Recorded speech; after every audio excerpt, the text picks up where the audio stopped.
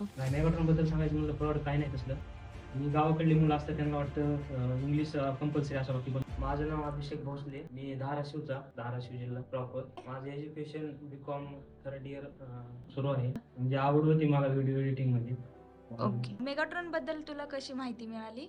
मला ऑनलाईनच मिळाली. Instagramवर ॲड आली त्याच्यावर माहिती मिळाली. शिकवलं आणि काय? डिझाईन, व्ही.एफ.एक्स, व्हिडिओ एडिटिंग, अच्छा, म्हणजे ॲनिमेशन. ओ. म्हणजे पहिल्यांदा जेव्हा आलतो हं. तेव्हा असं असं म्हणजे वेगळंच वाटत होतं. पण जेव्हा क्लास सुरू झाला तेव्हा म्हणजे फ्रेंडली वाटायला लागलं.